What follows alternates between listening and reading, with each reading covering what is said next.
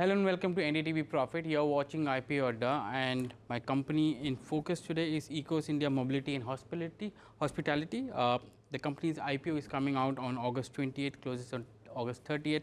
Price between 318 to 334 per share. It's an OFS for 601 crores. And joining me today is Rajesh Loomba, who is the chairman and managing director of the company, and Aditya Loomba, who is the joint MD of the company. ECOS is a company which provides chauffeur-driven car on rentals, and it also provides employee transportation services to many global centers in tier 1 cities. My first question to you, Rajesh. Rajesh, you have a unique model where you supply transportation services to multiple corporates and companies. How scalable is this model? And my understanding is that you need capital and you need vehicles for this. So, is it purely vendor-based service model, or you can scale up with your own vehicles as well?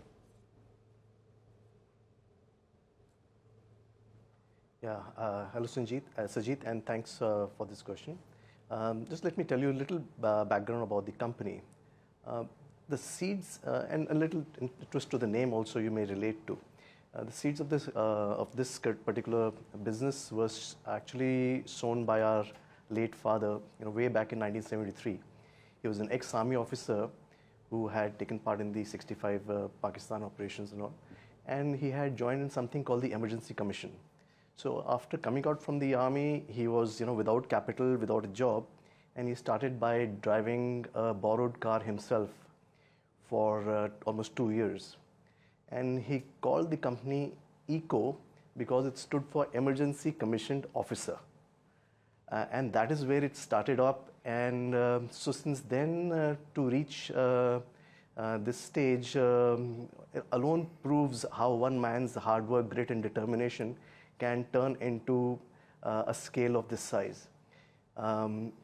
This particular company was formed in 1996, and unfortunately our father passed away in 2002, and post which is when my brother Aditya joined the business.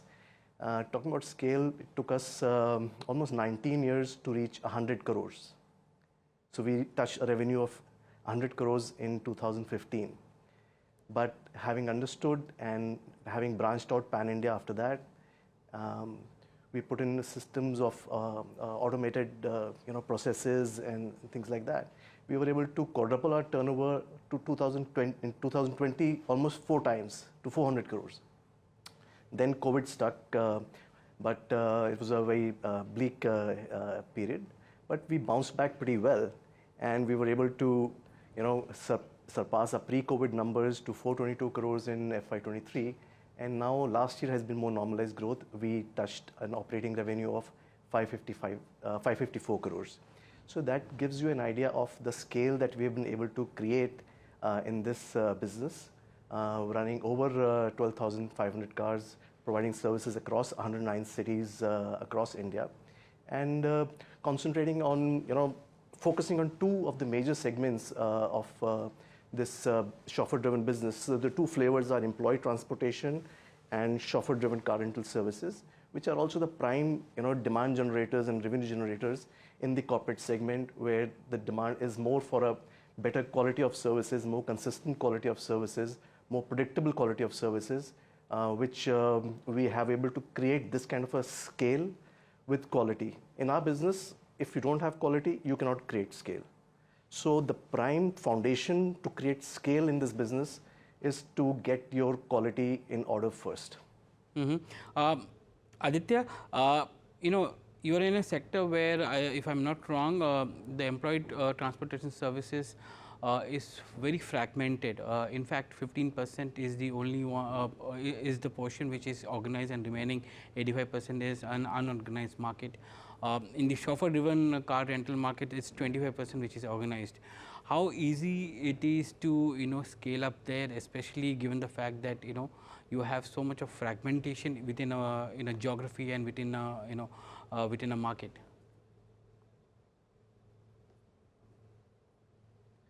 Yeah, that's a great question. Thank you so much.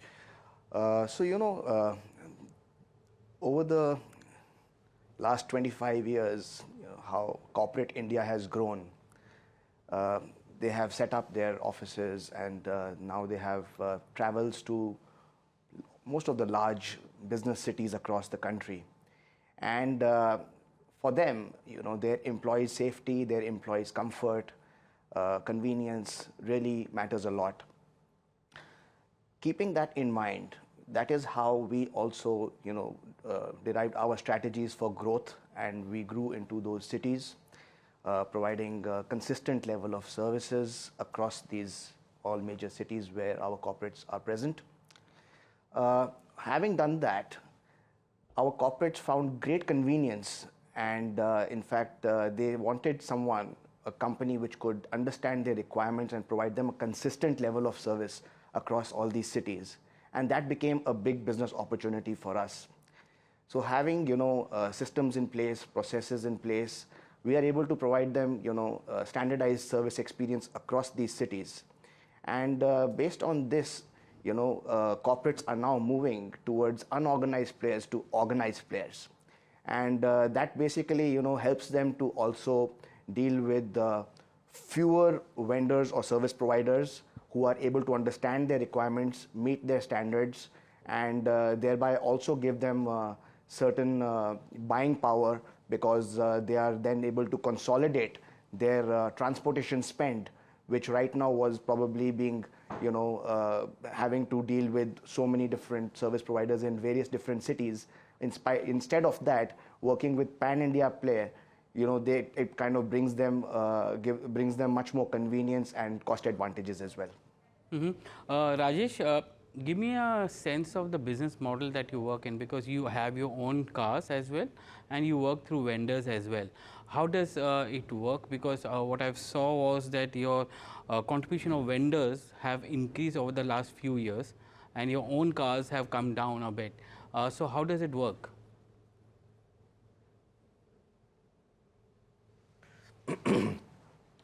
So there are, so the entire business is a chauffeur-driven mobility business. There are two flavors to it. One is employee transportation, other is chauffeur-driven car rental services. So in both of them, we have certain number of vehicles that we own ourselves for strategic and quality benchmarking purposes, and also at the same time we our ability to scale. Like you asked the previous question, how are you going to create scale? So this formula has worked with us very well for the last, I think, 17, 18 years, when we first went into outsourcing supply instead of adding cars. Because when we were growing, post our fathers passing away, we realized we could not just, and we were able to generate a good amount of demand because of our services. We realized we could not just keep adding on more cars, because we did not have the capital to that. So which is when we started developing this model, wherein our own drivers would buy the cars and attach with us, or other vendors would attach the car with us. And that is how we were able to grow without the need for, we do not want to take on, we were bootstrapped, and we did not want outside capital coming in, or outside financial partners coming in. So we then grew this and able to, get that model down to a T, and able to grow without the need of much capital. So when you grow through a vendor-based model, what is the kind of margins that you work in? Because your margins in FY24 have declined to 13.4% versus 16.5% in the previous year. So as your vendor-based model grows, will there be a pressure on margins? No, there has not been a decline in margins, Sajid. The 13 point something what you're saying is the PBT, and the 16.3 is the EBITDA. Yeah, I'm talking about so going ahead, we would always own 5 to 10%, always own 5 to 10% of the vehicles, but this is a model that has worked well for us.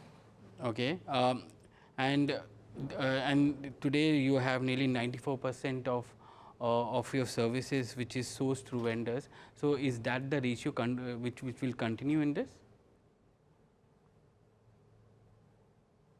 Yes, we will continue. We have already This is a tried and tested model for us. We have validated it since many years. So it has worked well for us. You mentioned earlier that this business requires capital. If you want to own a lot of cars, you need capital, and you've been avoiding getting external investors because you wanted to grow this model in a way where vendors you expand through vendors. My question to you is that you're coming out with an IPO. Why aren't you raising a growth capital along with it? A great question, Sujit. We have been investing, our hard work. It's been a family-owned business for the last 28 years. We have invested a lot in terms of building up the business, invested a lot in the people, the processes, the technology, and we also generate a good amount of free cash flows. We have sufficient capital to. As of date, we have a good net worth. You can see a strong balance sheet, and we have sufficient capital for the expansion and the growth ahead. Aditya, if you can, which is why the business doesn't really require money at this point in time. Aditya, if you can give us some perspective about the customer base that you have. Your largest customer accounts for nearly 6% or a little more than 6% of your revenues. Give us a sense of how do you price your contracts with your customers, and because this is transportation service, you have volatility in fuel prices. How does that impact you or your margins? Yeah, so our client base has been developed over years and years of being in the business and providing high levels of customer satisfaction. That is the reason why we have now today, one of the best clienteles, one could dream of having. Some of the leaders of their respective industries are using us as their preferred ground transportation service provider. Companies like Walmart, companies like HDFC Life, companies like Indigo Airlines, customers like Fidelity, they are companies, who have been using our services across pan-India cities.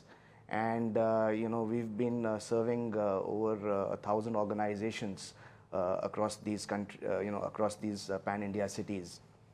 And talking about the pricing, since, we are, working in a industry where, service really matters a lot to these corporate clients, they provide that kind of premium to organized players, and thereby we are able to give them value in terms of service, safety, quality, reliability, reach.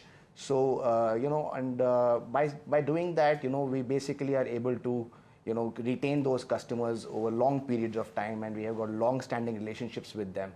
And our strategy is always to get more and more business share from their total travel spends. And competition wise, the pricing moves in a certain band, and with the various customers we have competitive pricing, at the same time making sure that we remain profitable, and thereby creating a win-win situation for all. My question, add to what Aditya said, for example, to give an example of our long-standing relationships, almost 57% of our business comes from customers who are more than 5 years old in the system. Okay. So that gives you an idea of the stickiness of the customers. Yeah. Yeah, I get that. My primary question was that the biggest cost factor for transportation is the fuel cost. How do you manage that? Do you have agreements with your clients so that the fuel cost can be passed on to the clients in case of an increase or a decrease? Yeah. Yes, Sajid. Almost all our contracts have a fuel clause wherein the fuel is given as a pass-through in case of any increase. Okay. Rajesh, we are also moving towards green economy and green mobility as well. What is the game plan that you have or timeline you have of moving towards green mobility? Are your customers also looking at green mobility going forward? Because many of them are Fortune 500 customers who have global mandates to move to green and bring down the carbon footprint. So how do you look at those customers, and what is your plan here?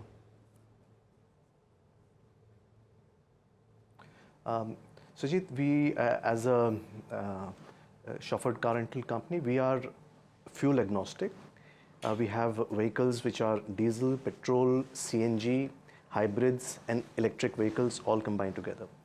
At the same time, we have since 2015 been increasing our the sustainable fuel like a CNG. We have a very large fleet of CNG vehicles. Talking about EVs in specific that you asked, we have been slowly increasing our fleet. At the same time, we have been very carefully monitoring and watching the development of the charging infrastructure and the maturity of the product, which we feel is just some little way away, wherein the infrastructure, the charging infrastructure also has to develop side by side for fleet operators like us to bet bigger on the EVs. And I think the time is coming. We are slowly scaling up our EV fleet also. Currently, just to add to what Rajesh said, since just wanted to add to what Rajesh said, that our strategies for adding fleet largely depend on the kind of demand that we keep generating from our customers. So it is also driven by the client's requirements, and since we are operating across economy segment to mid-sized and premium segment as well as luxury segment, cars, SUVs, minivans, coaches. So, depending on what kind of requirements our clients have, that is the kind of vehicles that we keep adding into our fleet. And because we have a, client management team in place, they keep us updated on the, the market trends and the requirements of the customers, so that we are able to take the right decisions, keeping in mind our customers' needs. Aditya, if you can come in here on the kind of cities that you have, you're there in most of the tier 1 cities. How do you plan to grow beyond the tier 1? Currently, beyond tier 1, the demand is also limited, but is growing as we speak. But how do you plan to grow beyond the tier 1 cities?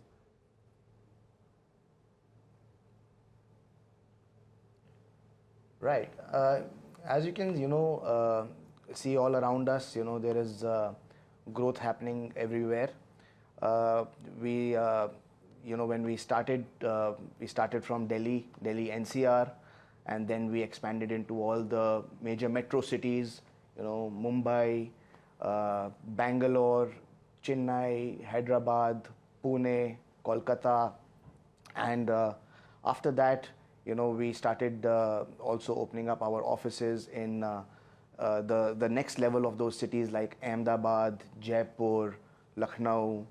And as we see more and more corporate travel or travel related requirements increasing in the cities, that is where we keep opening up our own offices to fuel our growth. At the same time, we do have services across 109 cities all over India. So even when our clients have to go to certain remote locations or some smaller towns, they don't have to really kind of search for who they have to use as a service provider. They know that eco-mobility will be able to give them the solutions so that they are able to get that same standardized experience of service through eco itself. So our strategy to grow into tier 2, tier 3 cities is largely guided by our clients' requirements and the demand which keeps getting generated in those cities. And as we reach a consistent growth of requirement and demand in a particular city, that is where we start our own operations and our own city operations as well. And this has been working for us so far, and we continue to do that, because we do believe that tier 2, tier 3 cities, as you had just rightly said, that they are now poised for growth, and we are very much aligned to that. Rajesh, my final question to you, to add to that and answer your question. Yeah. Sorry, go ahead. Go ahead.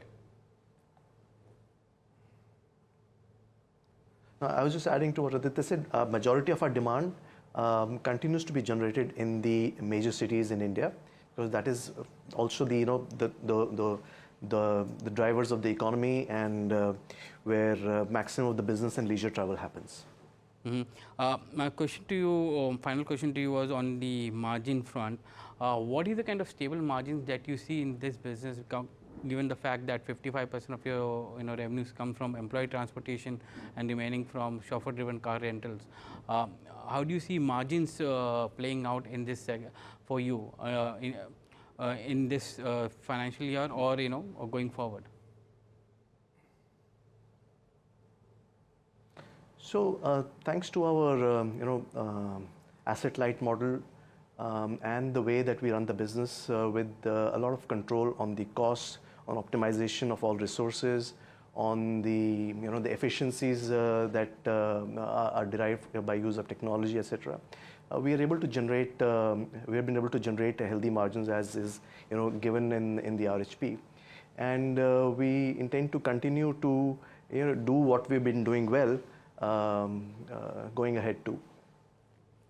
Rajesh and so Aditya. To generate yeah, sorry, go ahead please. No, complete it. No, so we part of our we have strategized how we need to grow and to take advantage of the growth in the Indian economy, the growth in the tourism that's happening. You're seeing the towns, the tourism destinations bursting at the seams around you, the expansion of the airports, the expansion of the road networks, this migration from the unorganized to organized. All this is also going to help increase the demand for ground transportation and chauffeured car rental services, is what we see. So currently you are in office and corporate rental, which includes employee transportation. Are you also looking at tourism travel as well going forward? Is that a segment that you're looking at? So we are present already in that segment. We have so our clients comprise majorly of corporates and institutions. Then we have event management companies, wedding planners, conference organizers. Then we have travel companies, tourism companies, tour operators, and a good set of individual clients also. So we are majority of the business, it comes from the corporates, but we are present in across all the target audience segments. And going ahead, we are also looking at we have not been spending too much money on the marketing part, but we are looking to build a brand as part of our strategy. Rajesh and Aditya, it was a pleasure talking to you today. So yeah. Please complete. Yeah, sorry. Just wanted to add to what Rajesh said very quickly. So, we are in different verticals of the managed transportation service industry. So we have, customers, of course, from the large corporates who are using us, the GCCs, which are growing in the country, and they are fueling our growth. Apart from that, companies from the travel world as well, whether you talk about companies like Thomas Cook, or even from the aviation companies like Indigo Airlines, they are using our services. We are also from providing services for large events. We were the official transport company for the G20, which took place in India, and we were officially chosen by the Ministry of External Affairs, Government of India, to provide services to the various delegates which came to India across the various cities, and we provided hundreds of cars across these cities. And that event transportation also is something which we feel is going to fuel our future growth. And yes, wherever people are going to travel, for whatever purpose they're going to travel, at the end of the day, anybody who will be going to a new destination, or whether we'll be traveling across or intra-city, they will be needing a safe journey, a safe road transportation, a reliable road transportation. And we at Eco Mobility want to be their first choice. Gentlemen, it was a pleasure talking to you today. Thank you very much for joining us on NDTV Profit. Your IPO is opening on August 28th, price between 318 to 334 rupees per share. It's an OFS of 601 crores. That gives the company a market value of over 2,000 crores at the upper end of the price band. Thank you for watching NDTV.